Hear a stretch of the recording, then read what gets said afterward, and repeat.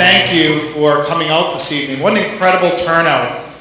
We've had a number of search committees underway of late, and we often begin by explaining that part of what makes us just a phenomenal school system, it begins at home. And it begins with absolutely incredible parents and guardians who support all 2,124 students and 250 faculty and staff that populate our 4 schools and 3 school districts. And every opportunity we get to thank you, we want to extend our deepest gratitude for your support. We are deeply privileged and honored every day to come to one of the 4 schools and to be able to work with you and with your children. We consider it an honor and a privilege. Evidence of your deep commitment to education and to wellness is the fact that we have such an incredible turnout this evening.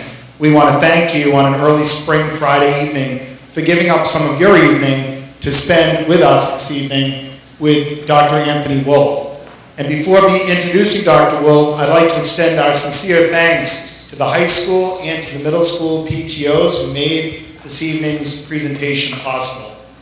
Many parents ask us whether we have a PTO at the middle school. We do. It's affectionately referred to as Positive. And they do an incredible amount of fundraising towards presentations like this evening, as well as enrichment opportunities. They fundraise to the tune of about $15,000 or $20,000 annually. They currently have 22 grants under consideration. Coupled with that, we have our high school PTO, which is also very active. So we thank the PTOs for their collaborative effort in making this evening possible. It's our pleasure to welcome Dr. Anthony Wolf, but before introducing him, I would like to turn the mic over to Paula Lordi with our Positive group. Thank you.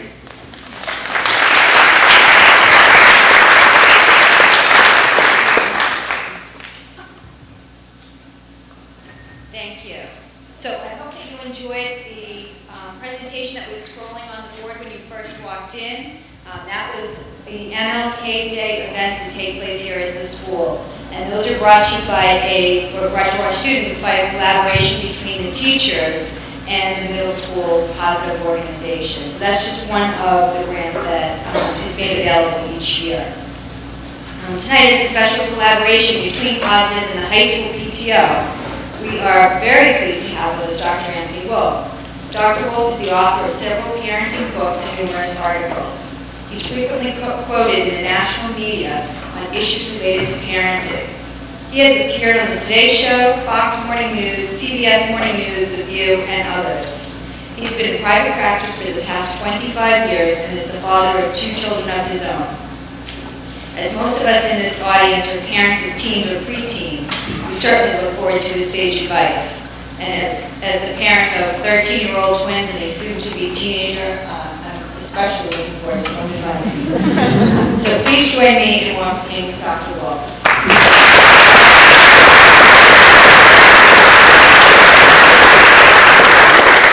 Can everybody hear me in the back? Yes. Good, excellent. This is a real treat being here today, and what I'm going to be talking about is adolescence and sort of a preview of things to come, or maybe things that have already arrived. But I'm also going to be talking about parenting today and how it's dramatically different from in the past. And I'm going to be talking about a particular fact of child and human psychology that I think is real useful for understanding the meaning of the behavior that you get, and maybe has some suggestions as to what you can and can't do about it. But let me start by talking a little about adolescence, which is to say that, as mentioned, I have 2 kids. They're now grown, but once upon a time they were adolescents. And my kids were both born in New York City. Nick was maybe not quite 2 years old. Margaret was like a couple months old when we moved to Springfield, Massachusetts, where I took a job at Springfield Child Guidance Clinic. I mention this because by the time my 2 kids got to be teenagers, I already had been in the business of dealing with teenagers and their parents, and was really basically an expert on raising teenagers. This is the point why I mentioned this, which is that it turns out that there are certain things that you simply can't understand unless you have been the parent of a teenager. And I'll give you an example, which is, as I said, I knew pretty much everything about parenting teens. This is going to be no big deal. I had in my mind that there were certain outside limits past which my kids, when they got to be teenagers, would not go. I think me and my wife are a little, maybe a little more liberal than some other parents, but we also have kind of a tough style. So let's say the absolute outside limits past which my children, once they got to be teenagers, would not go was kind of out here. And then they got to be teenagers, and wouldn't you know it, the absolute outside limits they ended up at were somewhat out here. And the thing that only parents of teenagers can understand is the answer to the question, how come? How come if you and your wife were, kind of tough, but also pretty low limits, how come the limits ended up so much further out than you anticipated? And the answer that only parents of teenagers understand is, I don't know. Because what happens is they wear you down. I won 13 battles and gave up an inch on the 14th.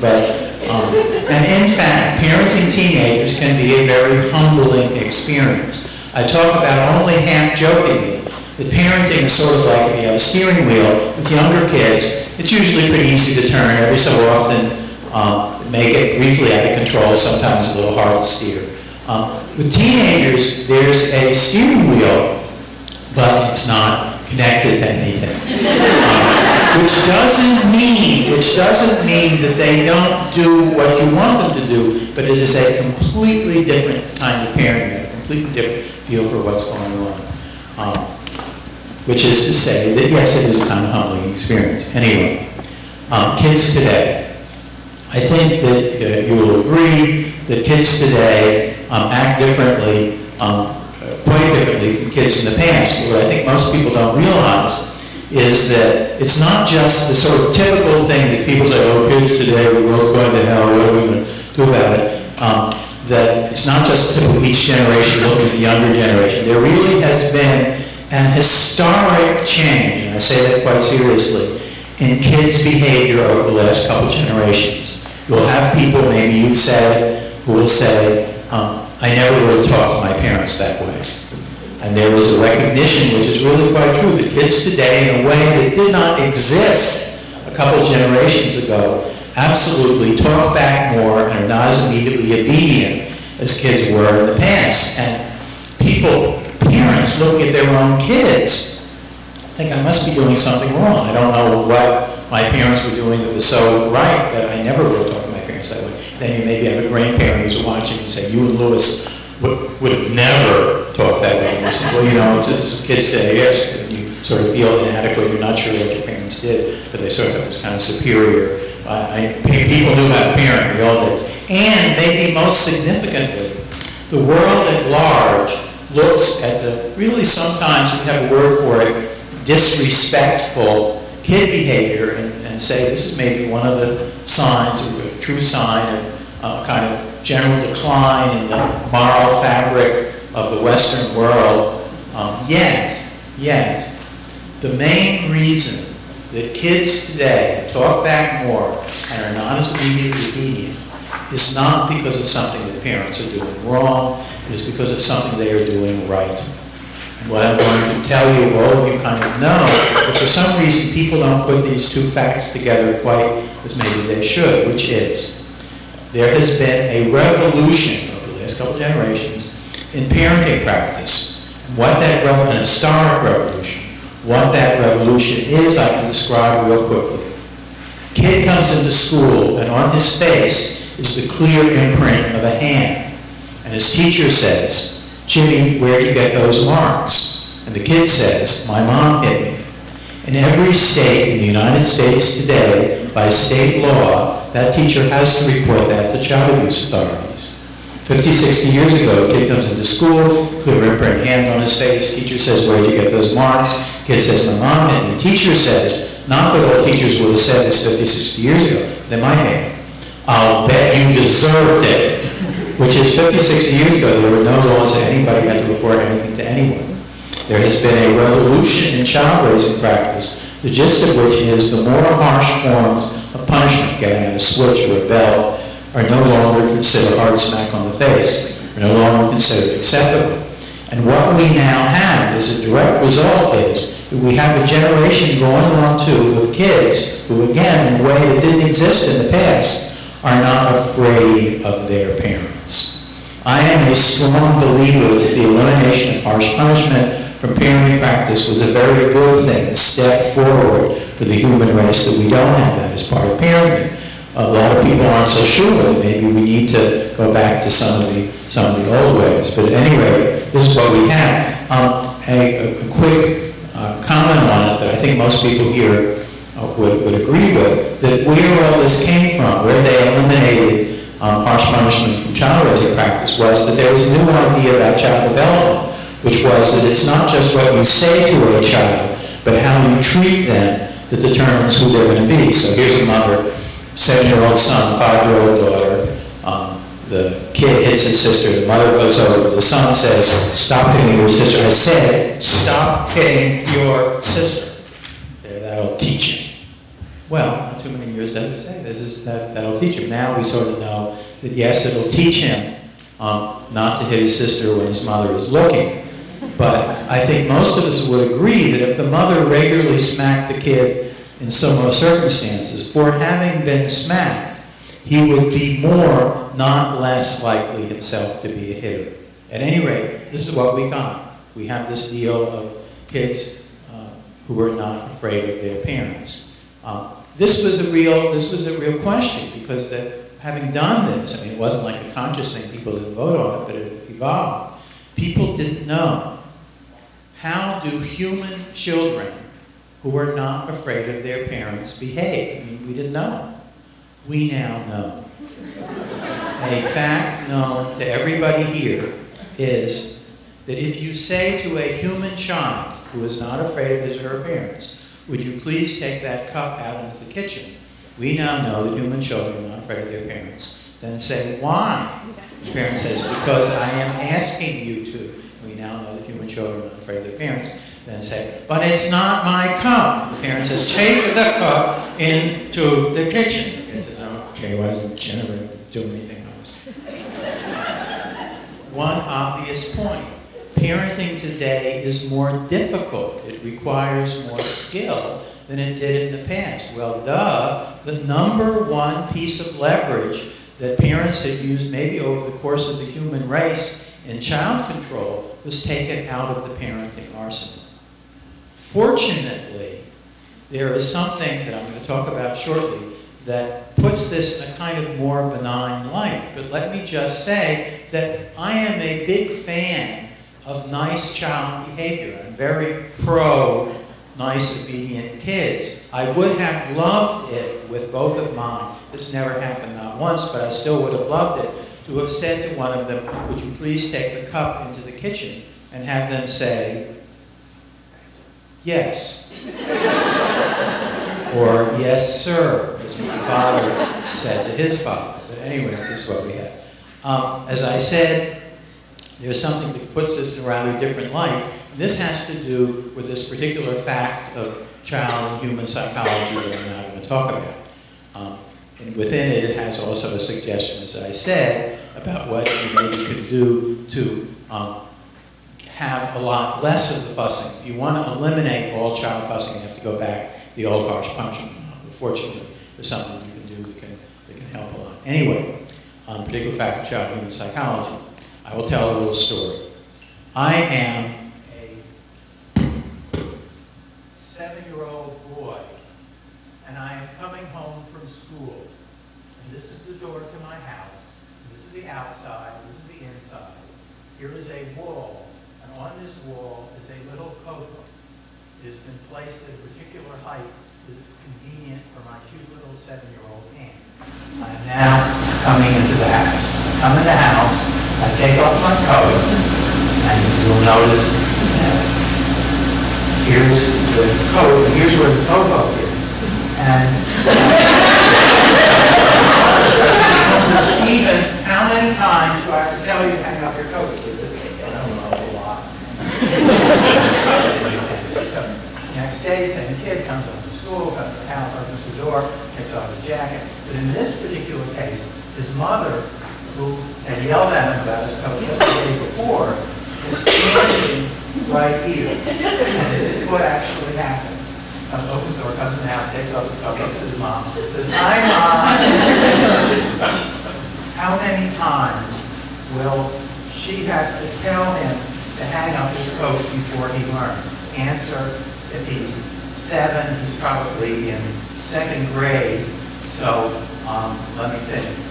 Kids graduate high school 12th grade, and that's 12 minus 2, and 10 times 200. Does it come to actually the last day of high school, both boys and girls that come in, they go to the coat on the floor? Answer, yes, it does. That is the way it works. And for those of you who don't have kids who reach that age, you will find out that that is indeed what happens with both guys and girls. At any rate, the point of the story is the second half. The second half is going back to 7-year-old boy. He goes to school. And at the school, he has a cubby. And in his cubby is a little coat hose. And every day, without anybody saying anything to him, he hangs his coat in his cubby. Not all 2nd graders do that, but many do who just as reliably will never hang up their coat at home. I use this because it is a simple example of a phenomenon which is true of kids, is true of teenagers, and is true of us, which is we all have 2 distinct modes of operating. A kind of at-home version of us and our kids that just wants to relax, unwind, doesn't want to have to do anything it doesn't feel like doing. It's kind of the regressed version of us and of our kids. And I talk about it, the baby self. And all baby cells are the same. What baby cells want is they want to be fed now, and they will tolerate 0 stress. When I say 0, I mean 0, and the reason I say this is that only if you understand about the existence of the baby cell can you realize what's going on. I'll be talking about you get to see a lot of the baby cell. You understand the phenomenon, which maybe a lot of you have experienced, where you say to your kid, "Would you please move the cup over to here?" And they'll argue for 25 minutes. They'll say, "Excuse me, but the amount of energy that you just used in arguing, how difficult would it have been?" Well, how difficult would it have been is if you're dealing with a baby cell, anything, all baby cells, anything that a baby cell does not feel like doing is more than it is willing or that it will do. But simultaneous, there is this other side. What I talk about is the mature cell.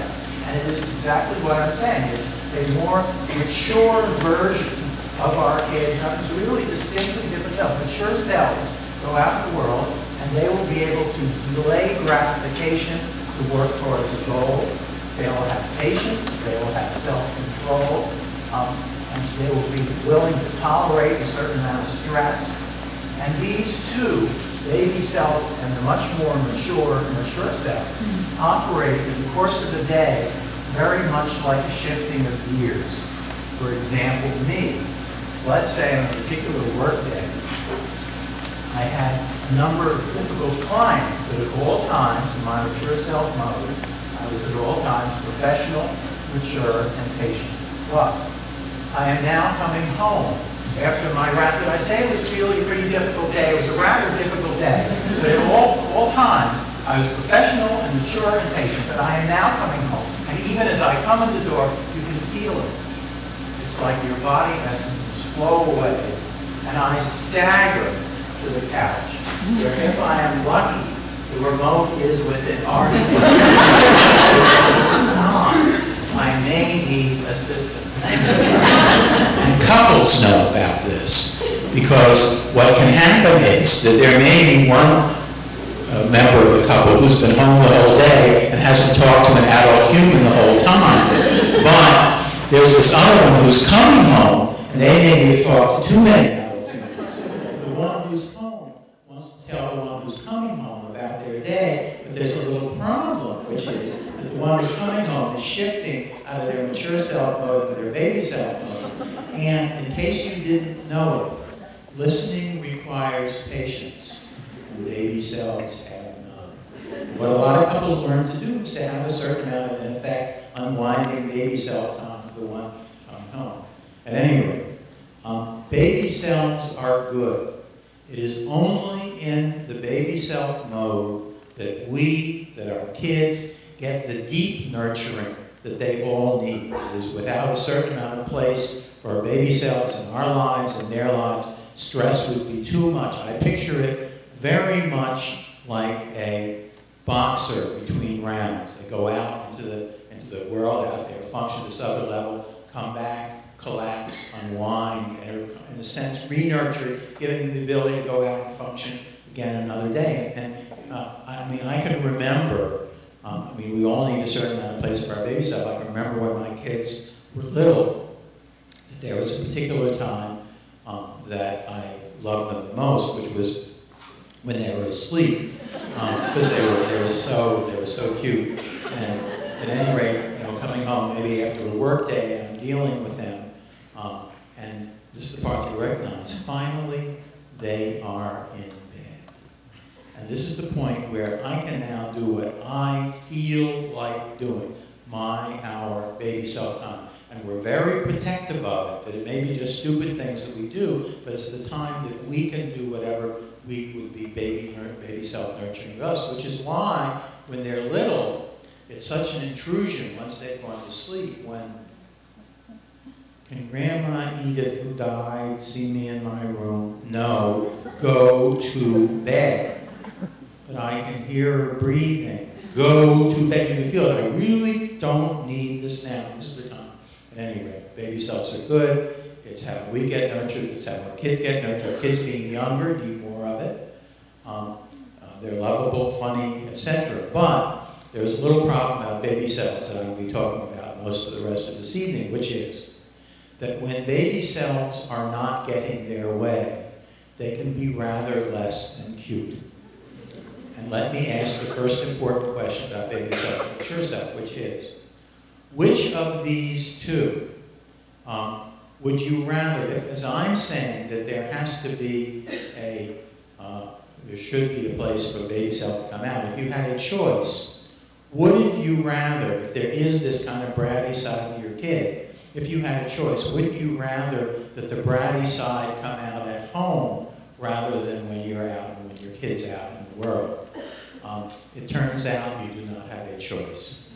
A fact known to everybody in this room is that just the physical presence of a parent brings out the baby self in a child.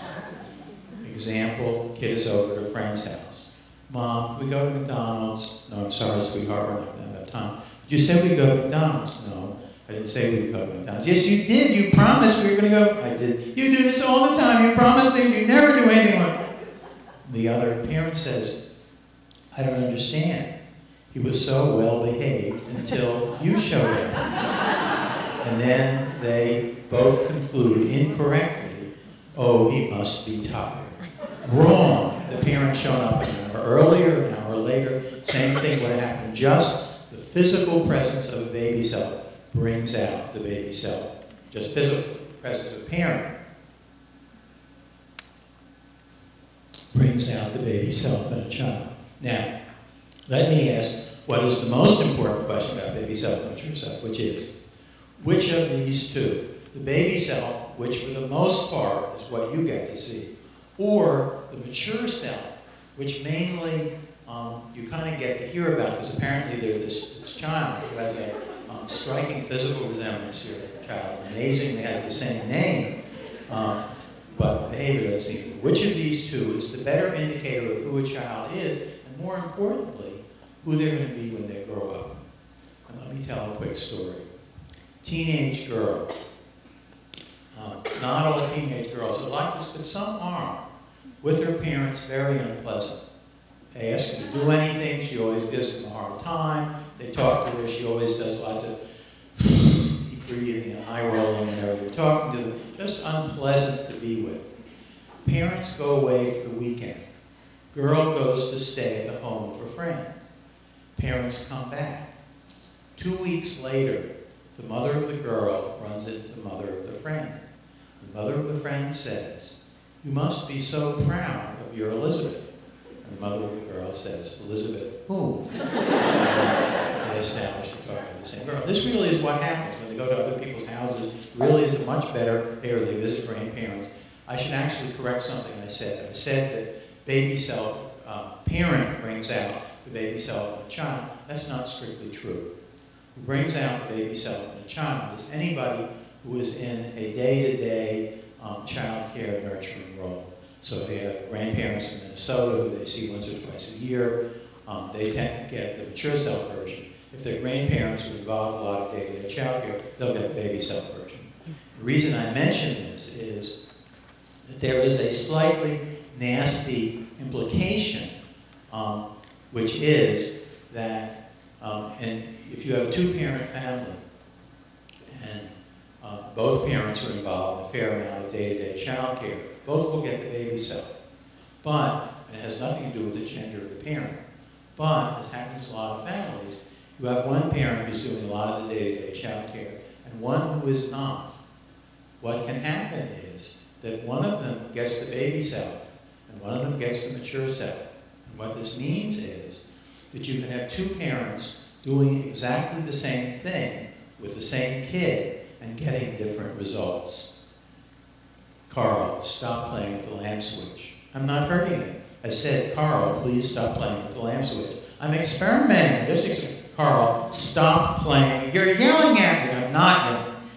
Meanwhile, the father in the other room, disturbed again by the bickering between his wife and son, disgustedly puts down his newspaper, gets up, goes into the other room, turns to his son and says, Carl, stop playing with the lamp switch. Whereupon Carl stops. And then, and this is something that actually has probably caused at least a few divorces, the father turns to his wife and says, Caroline, you just aren't tough enough with the kids. She says, I'll show you what's tough. But my point is that you can have two parents in the same family, one getting baby self and one getting mature self, meaning that they get very different behavior for the same parenting practice that they're using. Going back to the girl who was staying over at the friend's house, the mother of the friend says that when the girl was staying there, this really is what goes on far more than not. When the girl was staying there, one, she was very polite. She offered to help, which they actually do in other people's houses. And the things that kill parents of teenagers, the mother of the friend said, she's such an interesting girl. And described how, at one of the meals, she talked really very intelligently about how the continuing discord in the Mideast will obviously have a destabilizing effect on world oil prices for a pretty long amount of time. Mother returns to her daughter and says, why? Why can't you be like that with us? If anybody deserves it, it should be us. Why can't you? To which the girl says, because you're mean. Which is to say, we're getting the baby self-version. Which of these two is a better indicator of who a child really is, who they're going to be when they grow up? Answer, absolutely the mature self-version. And there's a very strong proof of this, which is that's what happens. That with the vast majority of kids, by the end of high school, if not before, they change. They get much nicer, and it can seem very much like a miracle. And what is going on is not that the parents finally shape them up. What is going on is that they have moved into the next major stage of human development, which is young adulthood.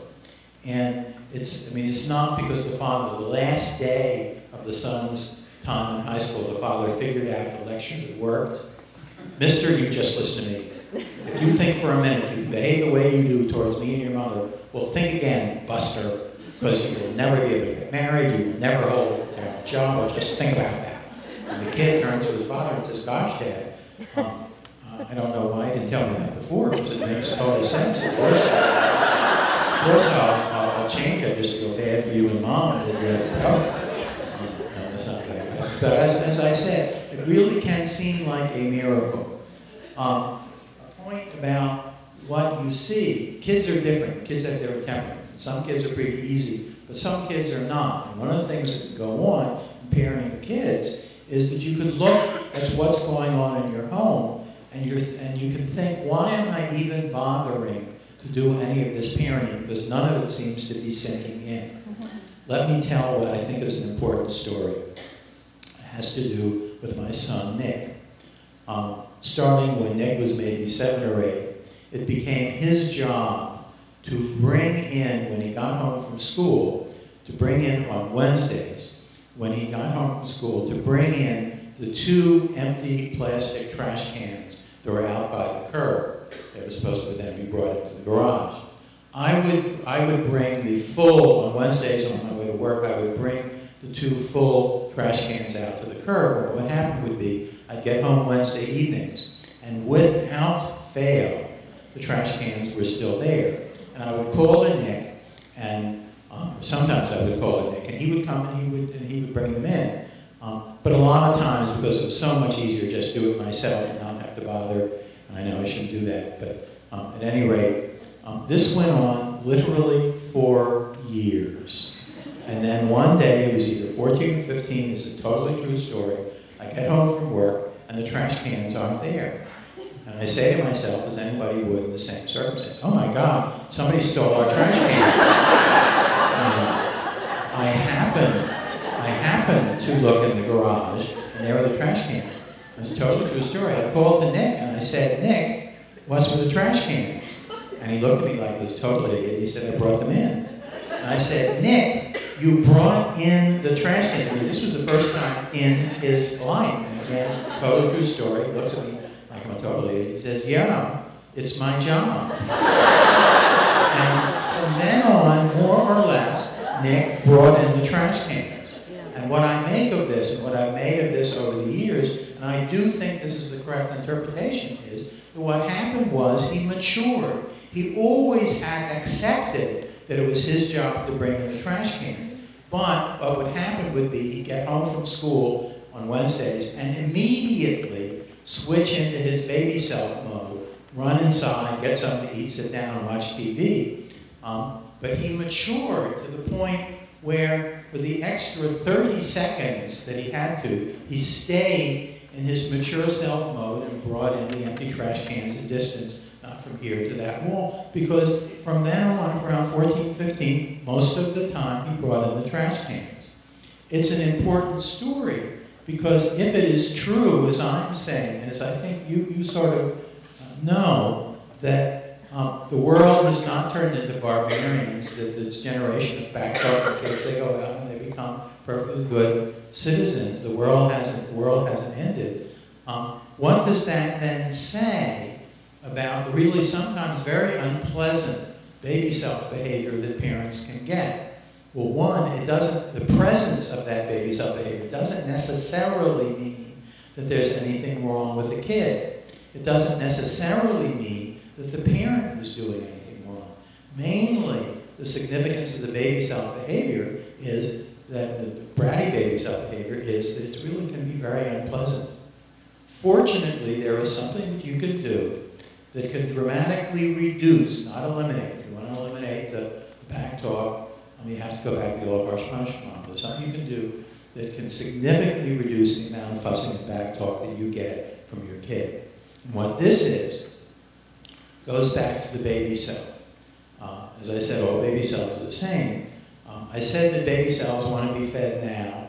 I said that baby cells will tolerate no stress. There is a third characteristic of baby cells. Our baby cells, all baby cells are kids' baby cells, which is when a baby cell is not getting its way, it will do anything it can to change that. But failing to get its way, baby cells will go on and on forever. And I mean forever. Girl comes to her father, Dad, can I go to Stephanie's? No, I'm sorry, sweetheart. But Dad, I have to do a history project. Now I want you to listen how the father talks to his daughter, because we said we now believe that it's how you treat a child that determines how they're going to be. So listen how the father talks to his daughter. He says, gosh, sweetheart, you've been sick. You were out last night, and it is a school night, so I'm sorry, honey, but no. And this father has always been kind and considerate and reasonable to his daughter, so we would assume that she'd probably say something like, You're right, Dad. I can still feel some of the congestion from my cold. You know, we can do it over the internet or something, but thanks for taking it into consideration. No, that's not what happens. What happens is she says, Dad, you understand, I have to go over to studies. You don't have to go over to studies. Yes, I do, Dad. You understand, I have to go over to studies. And they go on for a little while. And then the father says, what I'm saying is exactly the correct thing to say. He says, no, I am sorry, and I do not want to hear any more about it. And then he does what I am saying is exactly the correct thing to do. He turns and he walks away. But if he is a typical, let's say, teenage daughter, 1, he is going to hear more about it. 2, she will follow. And 3, should he go into a room, close and lock the door, she's going to stand there, face pressed against the door. Dad, you didn't give me a good reason. Dad, are you, Dad? And at that point, we appear. And we say, excuse me, can we ask you 2 questions? And she says, what? Do you think your father is going to change his mind? No, he's an idiot. Well then, if he's not going to change his mind, how come you're standing here in this ridiculous position with your face pressed against the door yelling at your father? Which, if she is being totally honest, she will say, I don't know. Because this is the whole point, and this is the part that you will recognize, which is that she is in the clutches of her baby self. And at that point, the way baby selves are, anything that baby selves, if they're not getting their way, will not let go. They go on and on. They will hold on. They cannot, baby selves, when not getting their way, cannot move on. They are stuck. And what can happen is that it can go on and on for quite a while. And you can picture, you have to picture, like in adult arguments, the voice of the baby self inside of us that when not getting its way will not let go and will not. What baby cells, I should add, what baby cells hate more than anything else in the world is to separate. So they'll just hold on and hold on and hold on. They can't let go. And in adult arguments, particularly with people who we're closest to, where our baby cells tend to come out, the voice of the baby self inside of us can sound something like, I have to get her to understand. To get her to understand and see it my way. I have to get her to listen. We have to get some resolution to this. We can't just leave this hanging there. We have to somehow work this through. Of course, work it through the way that I want it. And what can happen is that where one or the other should have separated and they don't, what can happen is that the arguments can end up going to serious bad places. So what do? Answer. When going against the wants of your children, do what you have to do, say what you have to say, and then end, because they will not. And what this translates into,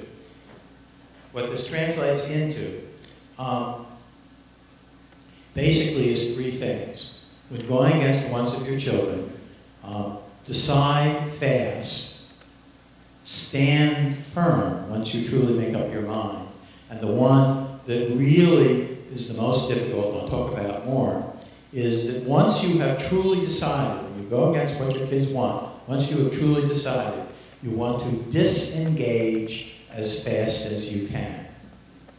Decide fast. When you were talking with your kid and making an unpopular decision, you do want to listen to them. And if you, in fact, change your mind from what they said, that's a good thing, because it says to them that you do hear them, you do respect what they have to say. It says that you're a flexible parent. All of these are good, but in actual practice and day to day, what happens rather rapidly is that any kind of discussion, if it keeps on going and you don't change your mind, just changes into case pleading. And at that point, you really want to end any discussion, any part of the decision-making process. How do you know that it's reached a point where it is no longer useful? Answer, your blood pressure goes up. And you can actually feel it. You get in this thing and you can tell that you're sort of getting in this stage, which is to say that you want to decide fast. How many people have ever, here or anywhere else, had the experience of making an unpopular decision with their kid and trying to get them and talking with them and really wanting the kid to understand what was behind their making the decision, why this was an important thing that they had to do, that this was something that was necessary. How many people, in talking with the kid really very recently, how many people have gone, let's say, had a discussion, let's say 25 minutes, half an hour, and at the end of it, the kid said, I can see where you're coming from. I don't like it, but like you say to me, you can't always get your way in life, so it's just something. I mean, that happens never.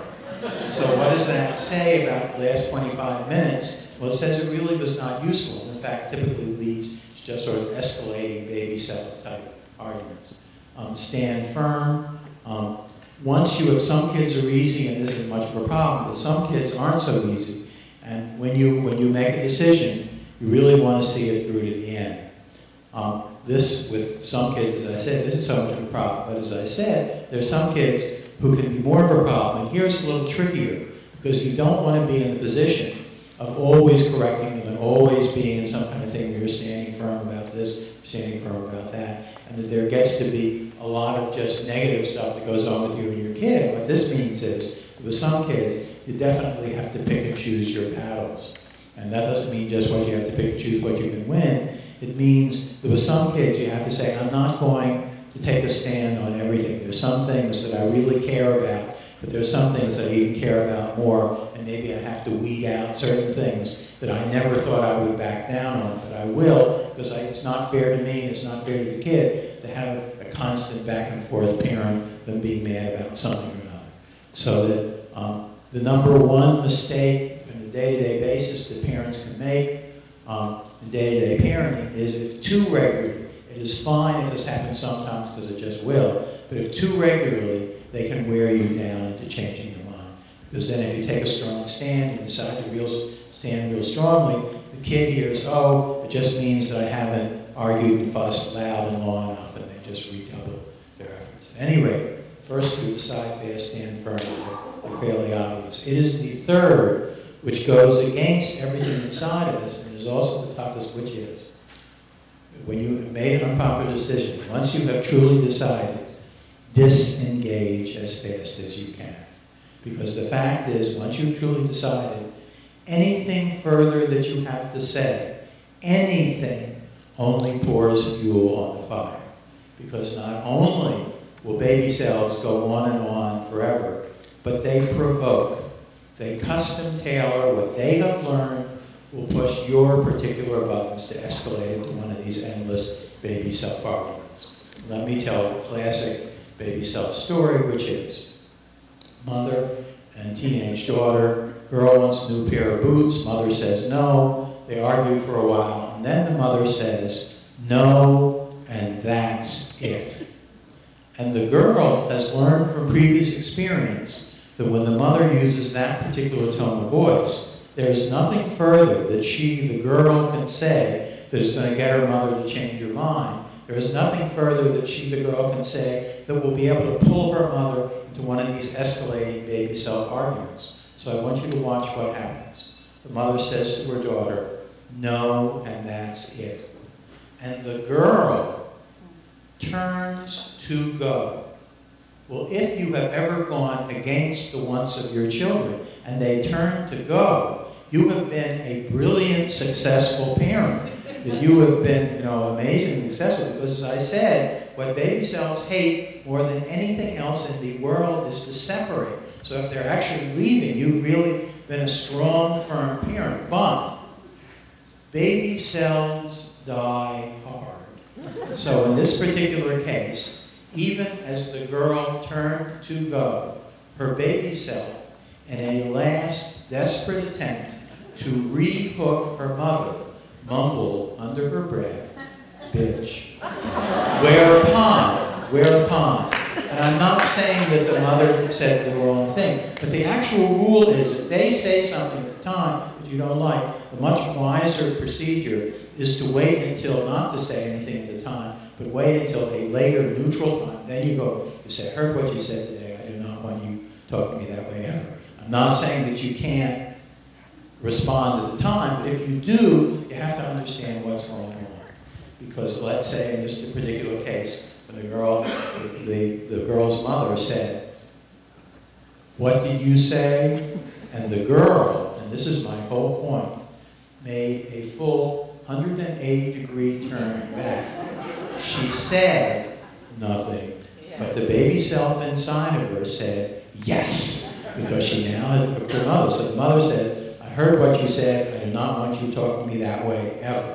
That's fine, but she's now hooked the girl's baby self. So the girl is going to say, "I can talk to you any way I want. This is a free country." At that point, the girl's mother has to disengage, because the girl has to know the girl's mother may not say, "No, as long as you live in this house, under this roof, we will do and talk." Absolutely not, because they always have more to say. Baby self has the same brain as the mature self, always come up with something. The girl says, "No, that's fine. Sharon's mother said that I could live at their house. I'm going to call them. It'll be over in half an hour. Can you give me $50 for groceries for the first 2 weeks?" What I am maintaining, and I don't back down from it, is that other than going back to the old harsh punishment model, if what you want with your child is the least possible fussing and backtalk, both at the time and overall, there is nothing that comes close to being as effective as what I'm suggesting.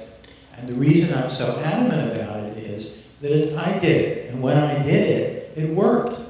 But I didn't always do it, because sometimes my kids would come at me in a newly creative, maddening way, and even as I'm screaming at them, a voice in my head would say, "This really isn't what I should be doing. It's too bad I'm out of control." And I say quite seriously, when you do it wrong, you see that it really doesn't work, and you get and this reinforces itself because it doesn't work. And the sort of traditional method of "Don't you dare talk to me that way, I will too, no you won't, yes I will, no you won't." And then there's some kind of a threat or a followed-up punishment. But either way, the parent comes out of it feeling like you've sort of been through a ringer. When you do what I'm suggesting, it turns out it feels much more adult. But there is an objection that many people have, and it's certainly a legitimate objection to what I'm suggesting, which is, they say, if you do not respond to what they say at the time, don't they feel like they are getting away with it? And the answer is absolutely not. Because all you have to do is do it, and you see what happens, which is they say, "You're not listening to me, you have to listen to me, you're not listening to me." And that's exactly right. And unspoken, this you don't say to them, but this is what the message is that they get, which is exactly the message that you want, which is, if you're going to behave in this particular way, I have no intention of having any interaction with you at all, and will not until such time as you choose to return from the land to the land of the reasonable. But what I'm saying obviously applies to little kids, it applies to teenagers, it applies to adults, but as I said I was going to, there is a difference. Something happens with adolescence. Adolescence is a very real developmental stage. What it is a number of major developmental changes coming together within a relatively short period of time.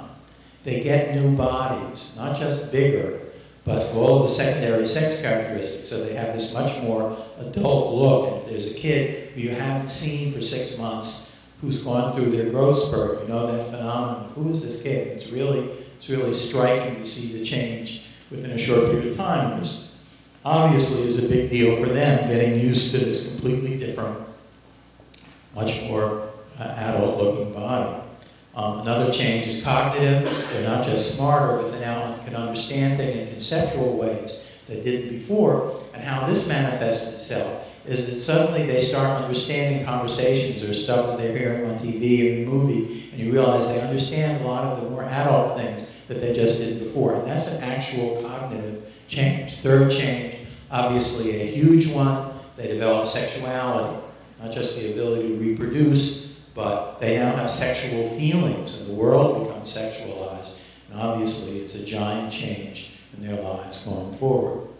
But there is a fourth change, and this fourth change, which is a purely psychological one, that more than anything else determines how teenagers act, and even more so, how they act with parents at home.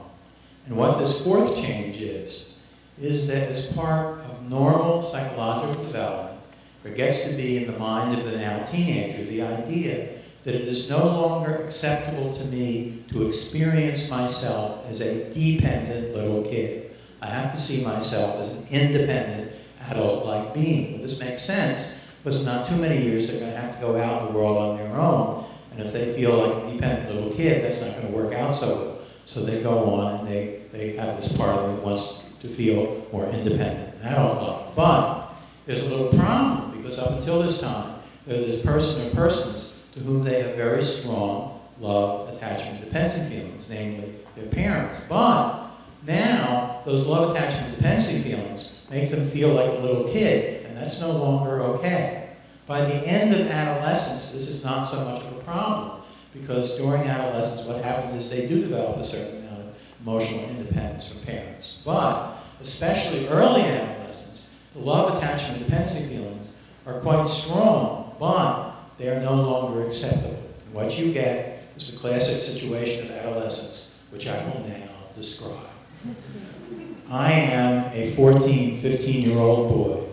I am sitting on a couch in a room by myself watching television. And for those of you who can't see in the corner, I'm very relaxed. Now, coming into the room, saying nothing, is my mother. And immediately, I'm not relaxed, and I would like it if she would leave, which if she does leave, I'll immediately go back to being relaxed. And I'm not doing this on purpose. This is not an intentional thing. And we would, if we watched through a one-way mirror, this would be true of both guys and girls. We'd see them alone in the room, they're really relaxed. Parent comes in, they're real tense. Parent leaves, they go back to being relaxed. As I said, it's not intentional. What is going on is that just the mother, by coming into the room, brings out in the kid, the boy, the love, attachment, dependency feelings. But those love, attachment, dependency feelings are no longer acceptable. And what you get is an actual feelable discomfort, an actual feelable tension on the part of the kid. Now, in this particular case, the mother does a terrible thing. She speaks. She says her son's name, James. He says, "What?" And she says, "Don't talk to me in that tone of voice." And they kind of go on from there. He says, "What tone of voice?" And kind of argument. What is going on here is that the kid was sitting in the room by himself. He had done all his homework. This was his baby self-time. There was nothing that he had to do. And he was having a nice time. But now, completely ruining his nice time by coming in the room was his mother. But not only was she coming into the room, but she was staying in the room. And not only was she staying in the room, but she was speaking. And in those kind of circumstances, it is really kind of hard to talk in this kind of tone of voice. But I'm now going to turn it into a horror story. Because on this particular day, the mother decided that she wanted to have some positive mother and son time. And so she went over to the couch where her beloved son was sitting, and she sat down next to him, and she put her arm around her beloved son. And the poor kid was so uncomfortable that he got up and he left. And the mother was heartbroken. She was devastated. She was just trying to reach out to her beloved son and felt very rejected, which she was. And one fact about adolescence is, not with all teenagers, but certainly with a lot of them, it can be a loss for their parents, which is to say, up until the teenage years, a lot of the kids can be real nurturing of us. "Daddy, Mommy, you're home. I love you so much." Oh, you know. And with teenagers, it can be rather different. You don't normally so much get that. And it can be a loss. And it comes back, as I said, at the end of adolescence, the affectionate, the lovingness comes back. But they're never quite the same huggy pumpkins as they were before. But if there is one point that I would make about adolescence, it is as follows. think about what would have happened when the kid was like 9 or 10, if he was in the room and his mother came in next to him and sat down and put her arm around him. What would have happened at 9 or 10? At 9 or 10, the kid might well have put his head on her shoulder. And let's say that in the intervening years between 9 and 10 and 14 and 15, the mother had not done anything particularly wrong. She'd been a nice mother. She hadn't made any big major mistakes. What had happened? What had happened to turn this really nice, loving, affectionate little kid into one who literally could not stand being in the same room as his mother, answer the dawning of adolescence, which is to say, that the vast majority of teenagers, in some form, they develop an allergy to their parents. And they really do. That it can be that everything about their parents, just their parents' presence, they find to be extremely aggravating. Dad, do you have to breathe that way? And the poor father, who has never been self-conscious about his breathing, is for the rest of his life.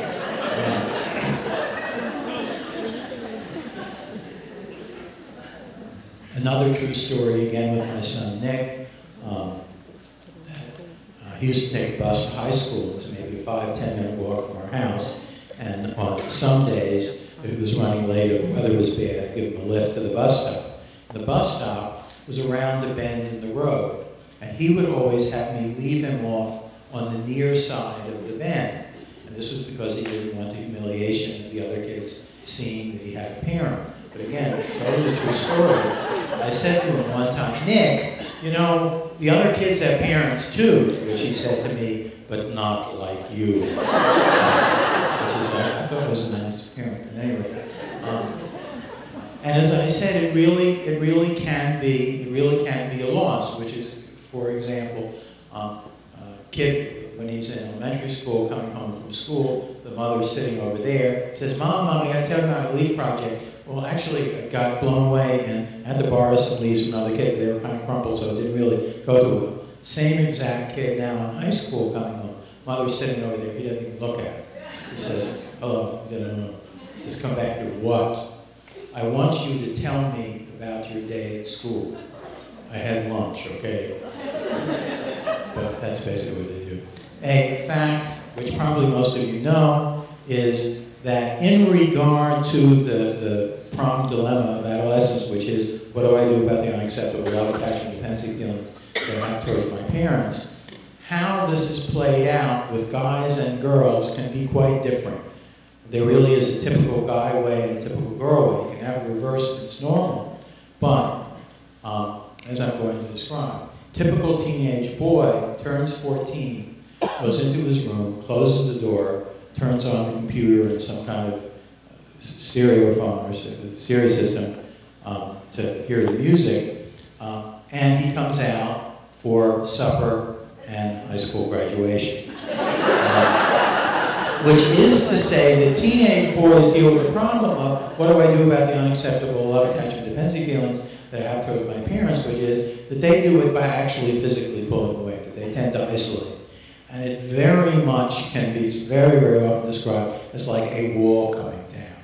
And you can actually feel it. It's like this. This is with a lot of the kids who are chatty and friendly, that there just is this wall that's there. I was kind of a chatty kid, but in my teenage years, there was sort of a standing joke in my family of how I only had one word that I said as a teenager, and that word was fine. Which is to say, if you want any kind of information, what's going on, everything is fine. The least possible information that I can do in terms of sharing my life with my parents, which is the last thing that teenagers typically want to do. But teenage boys, not only do they physically isolate, they learn a practice of being able to be with you and still being absent, which is the famous teenage boy way of talking, which is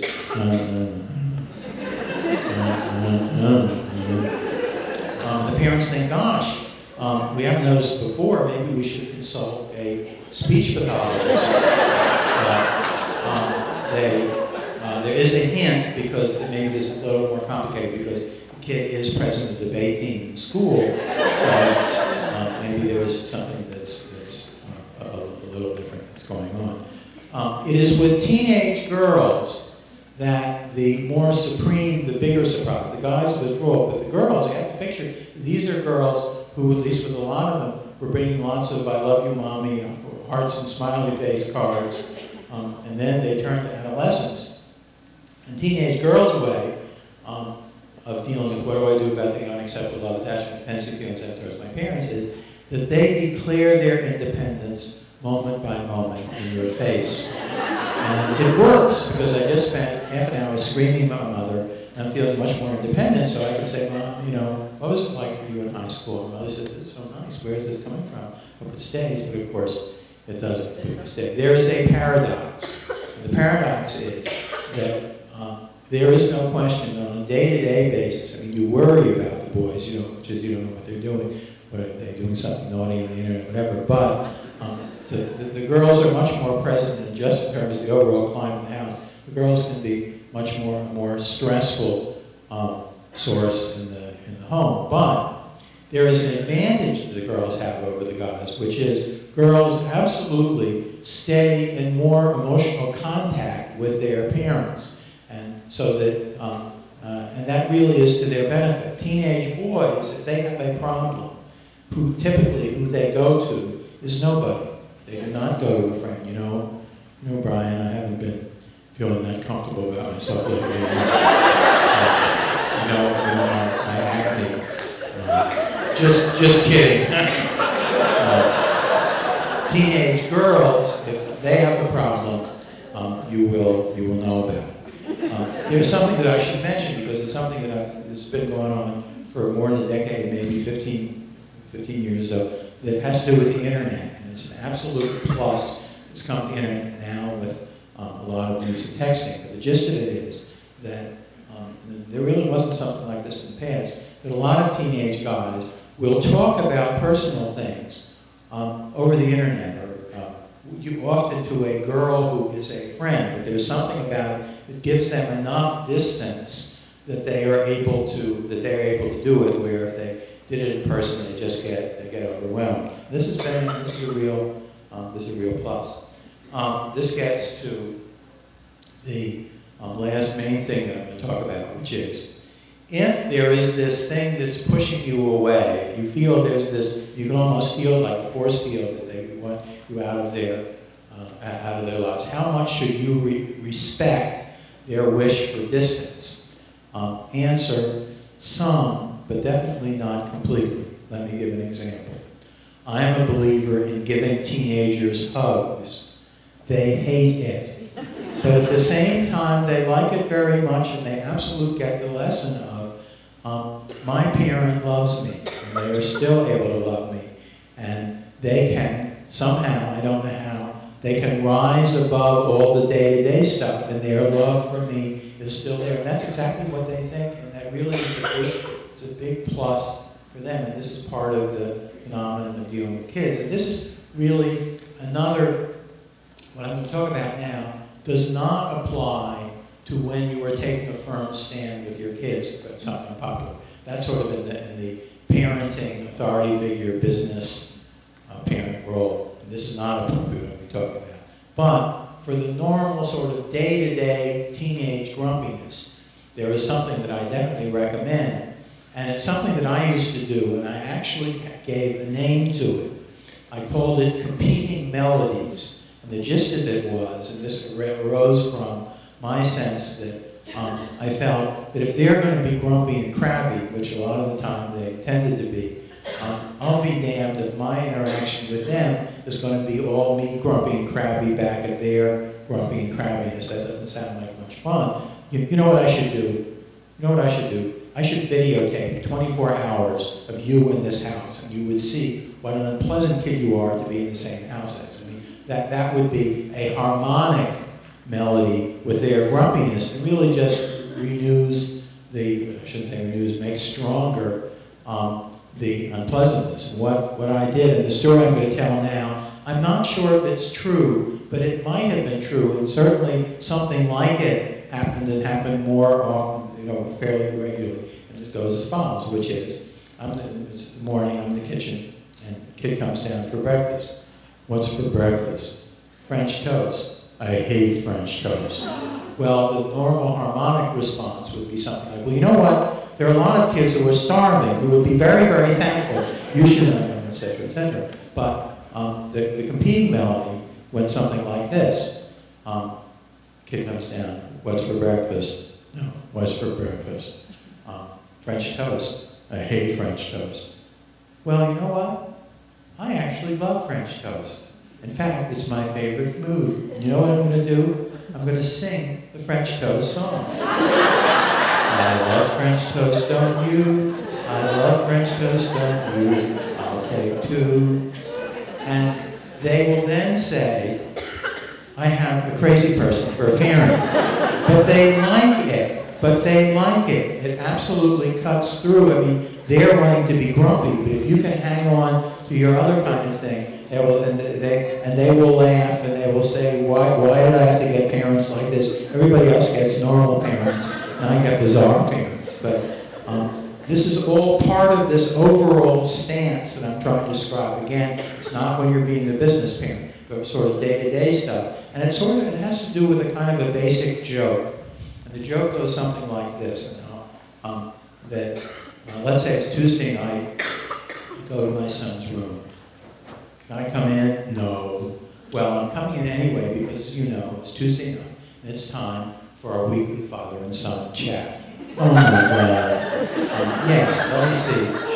Who should start? Maybe I should start because you never do. Oh my God, I can't believe this happening. Do you remember, this is really important, do you remember last week that I went to that restaurant and I told you about the pea soup that I had there and it's really good? Oh my God. Well, I went back to it. I went back to it today and I had the pea soup and it was disgusting. And I don't know, maybe I understand, I can't believe this happened. But this really is part of a joke. And what I'm going to say, you don't say to them, this is unspoken, but this is the underlying joke, and it is, I know that you can't stand me, but I also know that this is something over which you have very little awareness, very little control, as part of normal psychological processes that will then change. And above all, I know that it's not personal. Yes, it is personal, it's you. No, it's not personal. And in fact, I love you so much and I have such a good time being with you. Aren't we having a good time? And again, if you can do it, and it's really not very hard to do, if you can do it sometimes, what you see is that they really appreciate it. The message they get is exactly what I said with the hugs. They say, somehow my parents are able to rise above. That's the way that it comes across. They're able to rise above a lot of the day-to-day stuff and have the sort of connection, the nice love connection, still be there. And that's really important to teenagers. It is a big deal. What I'm going to do at this point is stop and open for questions, briefly, but just to end, to say that as I think I said before, one of the things about adolescence, which can be quite amazing and seem like a miracle, is that it ends. And what happens is, and this really is what happens, is that by the end of high school, if not before, they will come back at you with criticism of your parenting of them, that you were not strict enough, that you didn't know enough what was going on. And a famous thing is the way older teenage siblings are in regard to younger teenage siblings. They are merciless with parents, and they say, you don't know what's going on out there. I do. And I mean, they will say things like, remember that party at Beverly's that I went to when I was 14? You should not have let me go. There was drinking, there were guys there, and her parents were not there. Excuse me, don't you remember that you had Beverly disguise her voice as her mother? Well, you should not have believed her. And that really does happen. The last thing that I will say is that if you, looking at any particular slice of life in your interaction with your teenage or almost teenage child, and you say, what is going on? This is terrible. What's going to happen to my kid? This seems so out of control. The best indicator of what's going to happen with your kid is not so much any sample of behavior between you and them during their teenage years, but if you look at yourself. And if you look at yourself as a parent, you can say, basically, over my kids' childhoods, I was a nurturing, loving parent, but I also was at times willing to take unpopular stands and stay with them. The odds are, if that is more or less true, that your kids turn out fine in the end. And it really does work that way. At this point, let me stop and open for any kind of questions. Yes? Well, I have a concern about the children with their baby selves. The baby self is very gratified immediately now with the internet and texting, and they get to text immediately after they send one and communicating back and forth. And it's almost like it's very difficult. Something that obviously there's going to be more of, not less of. I was just watching the thing with the. Can you repeat the question? Well, not quite a question yet, but just sort of commenting on how kids text now, and they text, they send it, and then they get a text back, and so their baby self gets gratified. It seems to hook the name. Just tonight I was dealing with my daughter with the limits on electronics and when she can use it, and she said, "Do you understand? If I don't get something now, we won't be able to get together tonight." And I said, "Why do you call her?" "Well, she's not home and she doesn't have her cell phone with her." And I'm like, "Well, is that my problem? Is that her problem?" There's an answer to this, which more or less is that they will broadcast and you will feel from them this deep, deep need for use of the internet. And that you have absolute right, if you do, and it's a tough thing to do, but it definitely can be done, to say there's a certain amount of time that you're not going to be allowed to have use a cell phone or use it. You can set it in any way that you want. You will get wildly hysterical, furious response to it, but people do it. People who do it, they end I'm it. not sure how much to buy into because I am very strict about it. And then she said, "But you don't understand. This is how we make plans." And I realized, Well, but the point is that and this is another thing, which is, how do I know? And you listen to everything they say, and it'll be reasonable to you, but you will have given in. And you have to say, I don't know. I think people lived in the past; they're able to survive without it. If I screw up their lives, I'm sorry, but because they will make you feel that you seriously are. Anybody else? Questions, comments? Then maybe what I'm going to do is stop, and I thank you all for coming. Okay, excuse me. We're talking a lot about what's normal and normal development and how you can see it. Are there certain things that you can tell us about if somebody's getting into a dangerous situation, dangerous relationship with themselves, maybe getting into some depression? Are there certain signs that we could look at? The best answer that I have for it, it's a good question, which is, where is it, I'm going to rephrase it if this is fair, where is the line between normal, problematic, but normal not to be too concerned about teenage behavior and behavior that you really should be concerned about? And the best indicator, and I really do believe this, is that a parent can do. I mean, there's sometimes you'll see lists in the newspaper of how can you tell if a teen is depressed, but often you look at those and it really describes half the teenagers in the world. I say that seriously. That often what you have to go with is your concern. And if you really find yourself being concerned and the concern does not go away, then maybe you really need to act on it. The other thing that you could do, which people sometimes back off from, a little intimidated by, which is you can point blank ask the kids, and sometimes you'll actually get answers. Anybody else? Questions, comments, all the way to the back? Yes.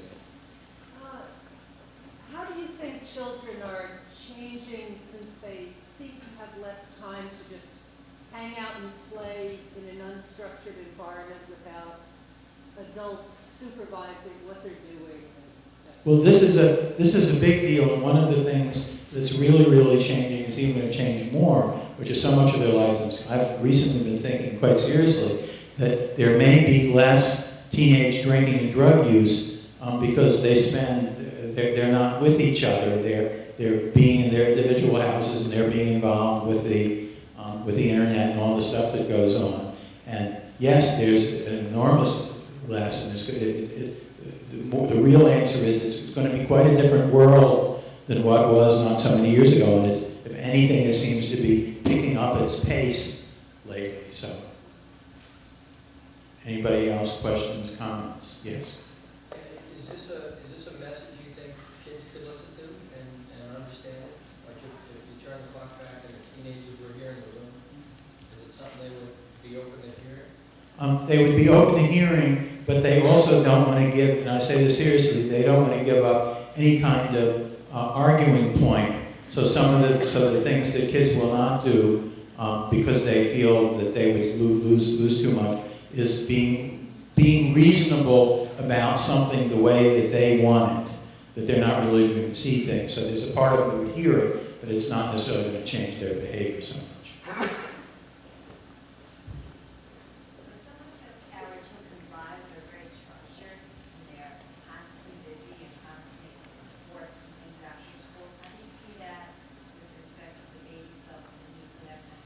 This is a good question. This is is the highly structured life maybe a little too much and loses some of the baby self? I would say it's something to think about. That they're definitely, I mean, with the people who are doing everything, and it's good and it's great to have lots and lots of things that they do, and develop skills that they might, but also it may well be that there is some use to having downtime, that they just do what they feel like doing and being able to have that. So that, yes, I think it's just something to think about. Anybody else? Questions, comments?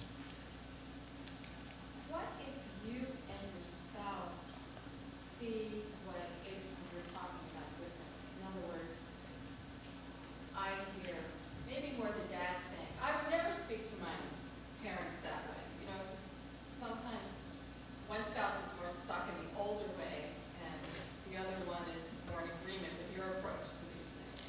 What happens, because that's a fairly common thing, is that the kids learn that there are certain things I can get away with mom or with dad, but I can't. It can be both ways, because sometimes mothers can be the stricter ones. And that's fine. The only rule, it's an important rule, it's one that the parents get in trouble with, is that if a parent is doing something, middle of doing something, and they are interacting with the child, and the other parent totally doesn't agree with them, the other parent still has to back what they are doing.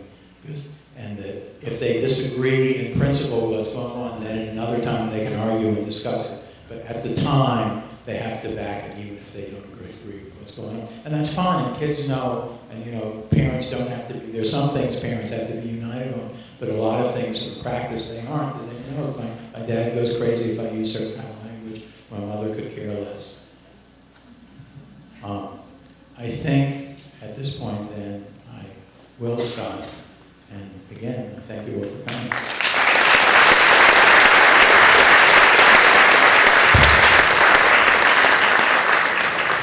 Dr. Wolf, I'd like to thank you for reassuring all of us that we can go home and these baby children, the baby cells of our children will indeed grow up and be okay. And I'd like to personally thank you for reassuring me that my dishwasher song is one that will, in the end, make my children realize that I am parenting as a cool parent. But I want to thank also, in particular tonight, the high school PTO that came together with the Positive middle school PTO folks to bring us Dr. Wolf this evening, Kathy Raftery, Paula, Lordi for organizing everything, and our hospitality chairs who provided a nice buffet back there for all of us. So thank you for coming.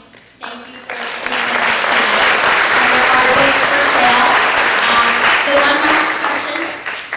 Oh, there are two things. There's a survey in the back of the room if anybody would like to fill it out. And also we got an okay that is not generally done in this room to have some food and beverages. So because town meeting is on Monday, if everybody could just sort of look around this or leave and pick up what might have left behind, that would be great. Thank you for coming.